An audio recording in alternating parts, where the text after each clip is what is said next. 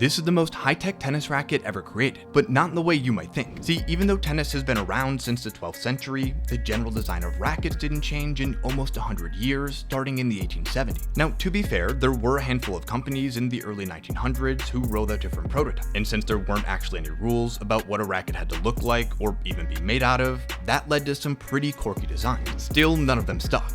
But that all changed in 1972 with the introduction of this thing. Now, on the surface, this might just look like a normal tennis racket, but it was actually the creation of a frustrated amateur player in Germany named Werner Fischer. See, looking to improve his game, Fischer, a horticulturist by trade, restrung his own racket. But instead of weaving the strings together like every other racket does to create a more predictable ball strike, Fischer created a double string system that was free to move side to side. The result of this design were balls hit with extreme and unpredictable topspin and velocity that made them almost impossible to return. And by 1977, Fischer was ready to sell the very first samples of his new spaghetti racket. But it wasn't until later that year when the 200th ranked American player named Michael Fischbach saw the racket in a European camera store and used it in the upcoming US Open, where he upset tennis legend Stan Smith during his Cinderella run through the tournament. Fischbach's success led to 25% of players using the spaghetti racket the following week, leading to even more upsets by little-known pros over some of the sport's top players. In fact, one of these players grew so upset with his opponent using this new racket